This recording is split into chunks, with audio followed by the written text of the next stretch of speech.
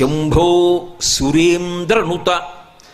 ఆయన కీర్తింపబడేది ఎవరి చేత అంటే దేవేంద్రాదులు కీర్తన చేస్తుంటారు. ఎందుకని అంటే వాళ్ళ వాళ్ళ లోకములలో శాంతి భద్రతలు, రాక్షసుల వలన దాడి లేకపోవడం, ఆయన పదవి యందు ఊంచుకుని పరిపాలన నిర్వహించడం కూడా ఎవరి మీద ఆధారపడతాయంటే శివానుగ్రహం మీద ఆధారపడతాయి.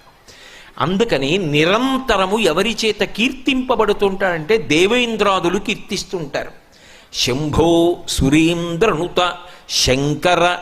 శంకరోతీతి శంకర. శుభములను చెయ్యడం తప్ప అన్యమైన విషయం అసలు ఆయన దృష్టిలో ఉండనే ఉండదు. ఎప్పుడు ఏది చేసినా లోకమునకు శుభమొక్కటే చేసేవాడు ఎవరుంటాడో ఆయనని మాత్రమే శంకర అని పిలుస్తారు. అందుకే మీరు గమనించండి, ఎప్పుడైనా ఎవరైనా సన్యాసాశ్రమం తీసుకుంటే వాళ్ళు పుట్టినప్పుడు కుటుంబంలో తల్లిదండ్రులు ఏ పేరు పెట్టారో దాన్ని గురువుగారు మారుస్తారు, మార్చి సన్యాసాశ్రమ నామం ఇస్తారు. మీరు లబ్ధప్రతిష్ఠులై సన్యాసాశ్రమ స్వీకారం చేసిన ఎవరి పేరైనా చూడండి మారింది. ఒక్క శంకరాచార్యుల వారి పేరు మాత్రం గోవింద భగవత్పాదులు మార్చలేదు. ఎందుకు మార్చలేదో తెలుసా? కైలాస శంకరుడు కాలడి శంకరుడిగా వచ్చాడు. శంకర మహోపకారం చేయడానికి వచ్చినటువంటి వ్యక్తి. ఆ పేరు మార్చడం నా వల్ల అయ్యే పని కాదని కైలాస శంకరుడు కాలడి శంకరుడిగా వచ్చాడని ఆ పేరు అలాగే వదిలేస్తే సన్యాసాశ్రమనామంలో కూడా శంకరాచార్యుల వారిగానే కీర్తింపబడిన మహాపురుషుడు శంకరాచార్యుల వారు ఒక్కరే. కాబట్టి శంకరోతీతి శంకర. ఆయన నిరంతరము శుభములను మాత్రమే చేస్తూ ఉంటాడు. అసలు నిజంగా చెప్పాలి అంటే ఎప్పుడైనా ఎక్కడైనా ఎవరికైనా ఏదైనా శుభం కలిగితే ఆ శుభానికి కారణం ఎవరు అంటే శంకరుడే. నేను చెప్పట్లేదు ఈ మాట, శాస్త్రములు చెప్పే. శుభములన్నీ కుప్పలు తెప్పలుగా ఆయన పాదముల దగ్గర పడి ఉంటాయిట. ఆయన అనుగ్రహించాడు అనుకోండి, ఓసారి ఇలా అంటాడు అంటే అది ఎగిరి వెళ్ళి ఇంటికి తోరణంగా పట్టుకుంటాడు. అందుకే ఒక గడుసు కవి ఒక మాట అన్నాడు, నేను ఓ పువ్వు పట్టుకొచ్చి మీ పాదాల మీద వేశాను అనుకోండి, నేను వేసినది ఏది పువ్వు, మీ పాదముల మీద ఉన్నదేది పువ్వు. నేను ఒక పువ్వు పట్టుకెళ్ళి మల్లికార్జున లింగం మీద వేశాను అనుకోండి, పరమ ప్రేమతో వేశాను అనుకోండి, ఆ పువ్వు ఓ ఏడాది తర్వాత నా ఇంటి మనవడు. నేను ప్రేమతో వేసిన పువ్వు 2 ఏళ్ల తర్వాత నా ఇంట్లో మనవరాలు. నేను ప్రేమతో వేసిన పువ్వు నేను కట్టుకునే ఒక ఇల్లు. నేను వేసిన పువ్వు నాలో కలిగేటటువంటి భక్తి. నేను వేసిన పువ్వు ఏ వయస్సులో నాకు రావాలో ఆ వయసులో రావలసినటువంటి వైరాగ్యం. ఆయన పాదముల మీద వేసిన ప్రతి బిల్వదళం, ప్రతి పువ్వు నీకు కావలసినదిగా మార్చగలడు. అది ఆయన శక్తి, అది శివ శంకర. నీకేది కావాలో దానిగా మార్చి తోరణం గడపని పట్టుకునేటట్టు చెయ్యగలిగిన వాడెవరు అంటే శంకరుడు. అందుకే మీరు గమనించండి, లోకంలో దీనికి పరిష్కారం ఏమి అన్నది అందట్లేదనుకోండి, అప్పుడు ఏం చెప్తారంటే అభిషేకం చేయించుకోండి శివలింగానికి అంటారు. ఇక అది బ్రహ్మాస్త్రం, ఇంకంతకన్నా ఏమీ ఉండదు. ఒకసారి అభిషేకం చేయించేసుకోండి అంటారు. శివాభిషేకం అనేటటువంటిది అంత గొప్పది. శివలింగం చల్లబడడం అంటే బ్రహ్మాండము చల్లబడడమే. ఈ దేశంలో ఆశీర్వచనం ఏమిటంటే మీ మనసు చల్లగా ఉండాలి, మీరు చల్లగా ఉండాలి, మీ ఇల్లు చల్లగా ఉండాలి, లోకం చల్లగా ఉండాలి.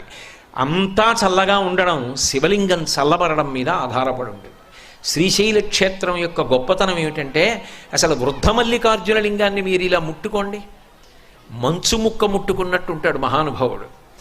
అంత చల్లగా ఉంటాడు. ఆయన అంత చల్లగా ఉన్నాడు కాబట్టే ఈ రాష్ట్రం దేశం ఇంత చల్లగా ఉన్నాయి, ఏ ఇబ్బందులు లేకుండా. కాబట్టి శంకర. అందుకే శివానంద లహరిలో అంటారు, కరస్తే హేమాద్రౌ గిరిజ నికటస్తే ధనపతౌ శిరస్తే శీతాంశౌ చరణయుగళస్తే అఖిల శుభే గృహస్థే స్వర్భూజామరసురభిచింతామణిగణే కమర్థం దాస్యేహం భవతు భవదర్థం మమ మనః అంటారు. ఆయనకి మనం ఇవ్వడం ఏమిటి? కరస్తే హేమాద్రౌ. ఆయనకి ఒక చేతిలో బంగారు కొండ ఉంది, మీరు పర్వతాన్ని పట్టుకున్నాడు ఆయన. ఆయనకి మనమేమి ఇస్తాం? ఓ బంగారం గొలుసు చేయించగలమా మనం బంగారు పర్వతం ఉన్నవాడికి? కరస్తే హేమాద్రౌ గిరిశ నికటస్తే ధనపతౌ. నవనిధులకు అధిపతి కుబేరుడు చేతులు కట్టుకుని పక్కన నిలబడి ఉంటాడు. ఎప్పుడైనా ఇలా చూసి కుబేరా అని ఏమైనా అడుగుతాడేమో అని. అప్పటి నుంచి ఇప్పటికి అడగలేదు, అడగడు కూడా. నవనిధులకు కుబేరుడు అధిపతి కావడానికి కారణం శివానుగ్రహం. కాబట్టి నికటస్థే ధనపతౌ గృహస్థే స్వర్భూజామరసురభిచింతామణిగణి. ఆయన ఇంట్లో కామధేనువులు, కల్పవృక్షములు, చింతామణులు ఇవన్నీ కుప్పలు తెప్పలుగా ఉన్నాయి. ఇంకా మనమేమిస్తాం ఆయనకి? శిరస్థే శీతాంశౌ, ఆయన శిరస్సు మీద చంద్రవంక ఉంది. చరణయుగళస్తే అఖిల శుభౌ. అమాయకత్వం ఏమిటంటే శివుడికి నేనేదో చేసి పెట్టానన్నా, అసలు నీకా చేసి పెట్టే అదృష్టం ఇచ్చినవాడు ఆయన. ఆయన కాలిలా కదిపితే చరణయుగళస్తే, ఆయన పాదముల దగ్గర శుభములన్నీ పడి ఉంటాయి. ఇంకా నేనేమిస్తాను? నేను ఇవ్వగలిగింది ఒకటే, కమర్థం దాస్యేహం భవతు భవదర్థం మమ మనః. నీ మనసు ఆయన పాదముల దగ్గర పెట్టి పూజ చేయించాలి. అది పెట్టించడం శ్రీశైల మల్లికార్జున సుప్రభాతం యొక్క గొప్పతనం. అందుకే నీకు తెలిసి నామమునందు రమించావా అదృష్టం, నీకు తెలియదు ఇంకా అదృష్టం. ఎందుకని? నీకేం తెలియక్కర్లేదు, ఆ నామం పలికితే చాలు. సుప్రభాతంలో మీరు శంభో సురేంద్రనుత శంకర శూలపాణి అంటే తెలిసి పిలిచిన వాడికి అలాగే చూస్తాడు, తెలియక పిలిచిన వాడికి అలాగే చూస్తాడు. అందుకే తరించడానికి అవకాశాన్ని మల్లికార్జున సుప్రభాతమునందు ప్రతిపాదన చేశారు. ఆయన నామములకు ఎక్కువ ప్రాధాన్యత ఇచ్చారు.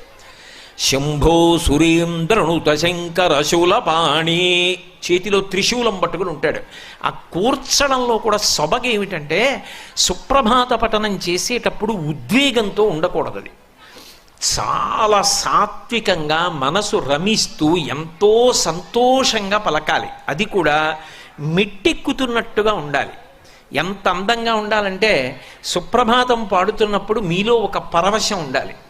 ఆ పరవశం మీరు అటువంటి వాణ్ణి చూడాలి చూడాలి చూడాలన్న సంతోషం ఉండాలి. నిన్న మీకు చెప్పాను కదా, నతిరియం, పార్వతీ పరమేశ్వరులను కలిపి నమస్కారం. వాళ్ళు కనబడినప్పుడు అలాగే కనబడాలి. నమ శివాభ్యాం నవయవ్వనాభ్యాం పరస్పరాశ్లిష్ట వపుర్ధరాభ్యాం నగేంద్ర కన్యా వృషకేతనాభ్యాం నమో నమ శంకర పార్వతీభ్యాం అని. ఆయన కనపడినప్పుడు సంతోషం అనేటటువంటిది ఎలా ఉండాలి? పొంగు కింద ఉండాలి. పాలు పొంగుతున్నాయనుకోండి, అప్పుడు నేను అంత దూరంలో ఉంటే పాపం వాడు వచ్చేదాకా ఆగుదామని మెలిమెలిగా పొంగవు, చర్రను పొంగిపోతాయి అంతే. ఆ దర్శనం చెప్పినప్పుడు పొంగు అలా వెళ్ళాలి. అందుకే ఆ శ్లోకాల యొక్క రీతి అలా పెడుతుంది. అమలం కమలోద్భవ గీత గుణం సమదం సమదాసురనాశకరం రమణీయ రుచిం కమనీయ తనుం నమ సంబ శివం న తపాపహరం శివం శంకరం బంధురం సుందరేశం నటేశం గణేశం గిరీశం మహేశేందు నేత్రం సుగాత్రం మృడానీపతిం శ్రీగిరీశం హృదా భావయామి అంటున్నాం. ఆ అందం, ఆ వెళ్ళడంలో ఆ అందాన్ని అంత గుప్పించారు శ్రీశైల సుప్రభాతంలో. అందుకే అది చదువుతున్నప్పుడు మొదట స్వామికి మేలుకొలుపు పలుకుతున్నాం అన్నప్పుడు ఆ సౌమ్యత, ఆ అందం అలా నడవాలి. అందుకే నామములను గుదిగుచ్చేటప్పుడు ఎక్కడా ఉచ్చరించడంలో కష్టపడవలసిన అవసరాన్ని తీసుకురాల. శంభో సురేంద్రనుత శంకర శూలపాణి, అందులో శకారం అంతా తిరిగింది. ఆ శకారం బాగా తిరగడంలో ఏమవుతుందంటే శాబ్దిక సౌందర్యం, గొప్ప అందము ఆవిష్కృతమవుతుంది. చదువుతున్నప్పుడు మీకే ఒక సంతోషంగా ఉంటుంది.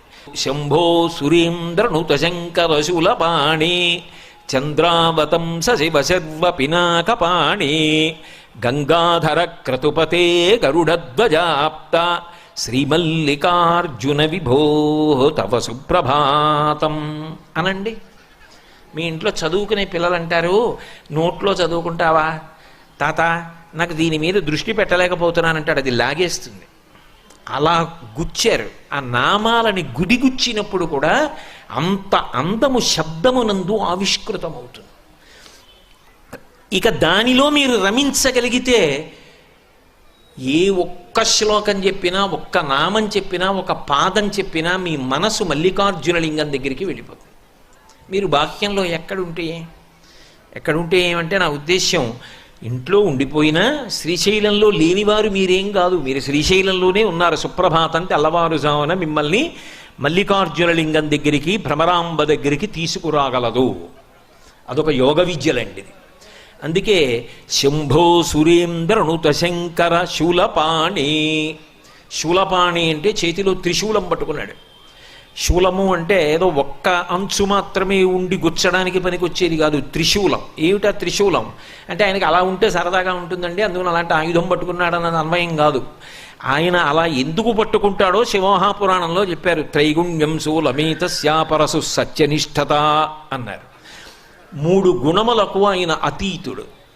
3 గుణములకు అతీతుడై సత్వమునందు కాని, రజస్సునందు కాని, తమస్సునందు కాని, శుద్ధ సత్వమునందు కాని ఉండకుండా, అందుకే ఇలా 3 ఉంటే ఈ 3 ఒక ఊచకుంటాయి, ఆ ఊచ పట్టుకుంటాడు. అంటే శుద్ధ సత్వము సత్వము కన్నా గొప్పది. నిజానికి ఈ 3 గుణములలో తిరిగి తిరిగి తిరిగి తిరిగి శుద్ధ సత్వములో కెడతారు. శుద్ధ సత్వము కూడా ఎవరి చేతులలో ఉన్నదంటే ఆయన చేతులలో ఉన్నది. ఆ స్థితికి మూడిటిని 4టిని దాటి ఎప్పుడు తనలో తాను రమిస్తూ ఉండగలిగినటువంటి గొప్ప స్థితి ఆయనది. అందుకే ఆయనకు ఒక విచిత్రమైన పేరుంది, ఉన్మత్త శేఖరాయ నమః. పిచ్చివాడు ఏం చేస్తాడు, వాడికి బాహ్యంలో భయమే ఉండదు. అందరూ చీకటి పడిపోయిందని భయపెడుతుంటే ఆయన ఒక్కడు శ్రీశైలంలో ఎక్కడో అడవిలో కూర్చుంటాడు. కూర్చుని తనలో తాను ఏదో రమిస్తూ ఉంటాడు, ఏదో భావన. అది మనకు అందదు కాబట్టి ఆయన్ని పిచ్చివాడు ఉంటున్నాం, కానీ ఆయనలో ఏదో భావాలు ఉంటాయి. ఆయన ఏదో ఆలోచిస్తూ ఉంటాడు, ఏమిటో నవ్వుకుంటూ ఉంటాడు, ఏమిటో అరుస్తూ ఉంటాడు. శివుడు కూడా తనలో తాను రమిస్తూ ఉంటాడు. శివభక్తి పండినటువంటి వాళ్ళు ఆ స్థితికే వెళ్ళిపోతారు. అందుకే మహానుభావులు చంద్రశేఖర భారతీ మహాస్వామి శృంగగిరి పీఠాధిపత్యం వహించారు. వారు చంద్రమౌళీశ్వరారాధన చేస్తూ ఓం నిధనపతయే నమః అంటే ఇలా బిలవదళం వేసేవారు. ఓం నిధనపతాంతికాయ నమః ఇంకో దళం వేసేవారు. అంతే, చెయ్యి అలా ఉండిపోయి అలాగే ఉండిపోయేవారు. ఓ ఈయన సమాధి స్థితిలో వెళ్ళిపోయారు, ఇక పూజ చెయ్యరని చెప్పి శిష్యులు వచ్చి సంకల కింద చేతులేసి ఎత్తి తీసుకెళ్ళిపోయి గురునివాసంలో కూర్చోబెట్టేవారు. అంతే, 10 రోజులో 11 రోజులు ఆ సమాధి స్థితిలో అలాగే ఉండేవారు. ఆ భావ సమాధి అంత గొప్ప. శ్రీశైల సుప్రభాతానికి ఫలశ్రుతి చెప్తూ ఒక మాట అంటారు, ఈ సుప్రభాతాన్ని ఎవడు చదువుతున్నాడో వాడు ఇహమునందు సుఖములను పొందుతాడు, చివడికి పరమేశ్వరుని యందు ఐక్యమైపోతాడు అని చెప్తారు. ఎందుకంటే భావన చెయ్యడము అలవాటైపోతుంది. కాబట్టి త్రైగుణ్యం శూలమేతస్య, త్రిగుణాతీతుడైన వాడెవరో వాడు శంకరుడు సుమా అని చెప్పడానికి శూలం పట్టుకుంటాడు. శంభో సురేంద్ర దుత శంకర శూలపాణి చంద్రావతంస. చంద్రవంక తల మీద ధరించి ఉంటాడు. అది నలుగురి ఆస్తి, ఒక్క శివుడే కాదు. నిజానికి శివుడు శుక్లపక్ష తదియ నాటి చంద్రరేఖ, కంచి కామాక్షి కిరీటం మీద స్ఫుటంగా కనపడుతుంటుంది. ఆ చంద్రవంక ఎంత అందంగా ఉంటుందో. మీరు ఎప్పుడైనా శుక్లపక్ష తదియ నాడు చూడండి, ఆకాశంలో వెతికి వెతికి చూస్తేనే కనపడుతుంది, లేకపోతే కనపడదు. అందుకే అవ్యక్త రేఖామివ చంద్రరేఖాం అంటారు. తదియనాటి చంద్రరేఖ శుక్లపక్షంలో ఎలా ఉంటుందో అటువంటి చంద్రరేఖ పరమశివుని యొక్క కిరీటం మీద ఉంటుంది. అదే అమ్మవారి కిరీటం మీద ఉంటుంది, అదే వినాయకుడి కిరీటం మీద ఉంటుంది, అదే సరస్వతీదేవి కిరీటం మీద ఉంటుంది. అందుకే శంకరుడు తెలుపు, జ్ఞానదాత మహేశ్వర, ఆయన జ్ఞానం ఇస్తాడు. అందుకే సరస్వతి వీణ వాయిస్తుంది, శంకరుడు దక్షిణామూర్తిగా వీణ వాయిస్తాడు. శ్రీశైలం లోపలికి వస్తుంటే వీణ వాయిస్తూ దక్షిణామూర్తి లేరు. సరస్వతీదేవి చంద్రవంక ధరిస్తుంది. మీకు అనుమానమా? సౌందర్యలహరిలో శంకరాచార్యులు వారు శరజ్యోత్స్నా శుద్ధాం శశియుత జటాజూటమకుటాం, కిరీటం పెట్టుకోదు, శంకరుల్లాగే జటాజూటం కట్టుకుంటుంది. వరత్రాసత్రాణ స్ఫటిక గుటిగా పుస్తకరాం సకృన్నత్వా నత్వా కథమివ సతాం సన్నిధదతే మధుక్షీరద్రాక్షా మధురి మధురీనాః ఫణితయః. పార్వతీ పరమేశ్వరుడు ఇద్దరూ చంద్రవంకం ధరించి ఉంటారు. ఎందుకది? ఆ తదీనాటి చంద్రరేఖ సరదా ఏమిటి వాళ్ళిద్దరికీ అంటే, చంద్రరేఖని ధరించడం వెనక ఉన్నటువంటి తత్వము వేరు. ఎందుకు ధరిస్తారంటే వాళ్ళు కాలాతీతులు సుమా అని చెప్పడం కోసం చంద్రవంక పెట్టుకుంటారు. చంద్రోద్భాసిత శేఖరే స్మరహరే గంగాధరే శంకరే సర్పైర్భూషిత కంఠకర్ణ వివరే నేత్రోద్ధ వైశ్వానరే దంతిత్వకృత సుందరాంబరధరే త్రైలోక్యసారే హరే మోక్షార్థం కురుచిత్త వృత్తిమమలాం అంతైస్తు కింకర్మభిః అంటారు. చంద్రోద్భాసిత శేఖరే, కాలం నడుస్తోందని గుర్తు ఏమిటంటే చంద్రుని యొక్క ఎదుగుదల తరుగుదల దృష్టిలో పెట్టుకుని తిథి చెప్తాం. ఇప్పుడు ఇవాళ ఉందనుకోండి, ఏదో పుష్యమాసే శుక్లపక్షే షష్ఠిమ్యాం వాసర భానువాసరే అని చెప్పాం. రేపు శుక్లపక్షే సప్తమిమ్యాం అంటామంటే ఇంకో కళ పెరిగింది. ఇంకో కళ పెరిగితే కాలం కదిలిపోయింది. కాలం కదిలిపోతే నా ఆయుర్దాయం తగ్గిపోయింది. ఒక్క కళ పెరిగిందనుకోండి, ఇవాళ అయిపోయి రేపు వచ్చిందనుకోండి, నా ఆయుర్దాయంలో ఒక రోజు అయిపోయింది అంటే నేను మృత్యువుకి దగ్గర పడిపోతున్నాను. చంద్రుని యొక్క కళలు పెరిగి తరుగుతూ ఉంటే మాసములు కదిలిపోతాయి. మాసములు కదిలిపోతే ఆయువు తరిగిపోతుంది. అందుకే ఆయుర్నశ్యతి పశ్యతాం ప్రతిదినం యాతి క్షయం యవ్వనం ప్రత్యాయంతి గతాః పునర్న దివసాః కాలో జగద్భక్షకః లక్ష్మీస్తోయతరంగభంగ చపలా విద్యుచ్చలం జీవితం తస్మాన్మాం శరణాగతిం కరుణయా త్వం రక్ష రక్షాధునా అంటారు. ఆయన అలా కాలం వెళ్ళిపోతోందని చెప్పి ఆయన మృత్యువు చేత గ్రసింపబడడం. ఆయన కాలాతీతుడు, కాలమునకు అతీతముగా అలాగే ఉంటాడు. అందుకే వాళ్ళిద్దరికీ జుత్తు తెల్లబడదు, ఇద్దరి జుత్తు నల్లగా ఉంటుంది. ఇద్దరూ ఎప్పుడూ యవ్వనంలో ఉంటారు. కాలాతీతుడైన వాడెవరో వాడు మాత్రమే మనని కూడా కాలాతీతుణ్ణి చేసి మోక్షం ఇవ్వగలడు. ఇక కాలమునందు మళ్ళీ పుట్టవలసిన అవసరం, పెరగవలసిన అవసరం, తరగవలసిన అవసరం, నశించవలసిన అవసరం లేకుండా చెయ్యగలిగిన వాడు ఆయన ఒక్కడే. అందుకే కాలమునకు సంకేతమైన కాలుణ్ణి చంపిన, పుట్టుకకు కారణమైన కాముణ్ణి చంపిన ఆయన వల్ల సాధ్యం తప్ప అన్యుల వలన సాధ్యము కాదు.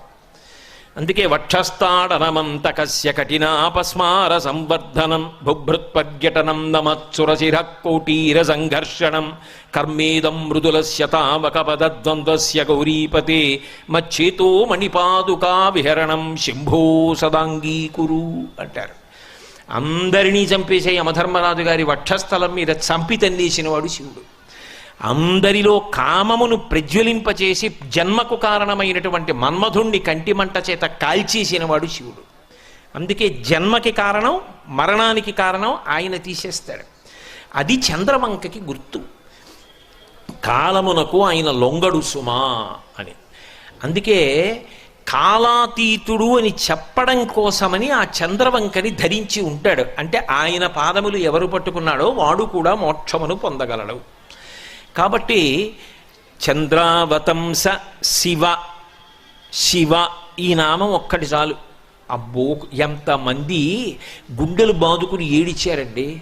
ఈ నామం ఒక్కటి నా నాలుక మీద నర్తింప చేయవయా, రోజు కొన్ని మార్లైన ఈ నామం పలికేటట్టు చేయవయా అని ఏడ్చారు. వెళ్ళి శ్రీకాళహస్తీశ్వరుడి దగ్గరికి వెళ్ళి దూర్జడి తల కొట్టుకుని అడిగాడు.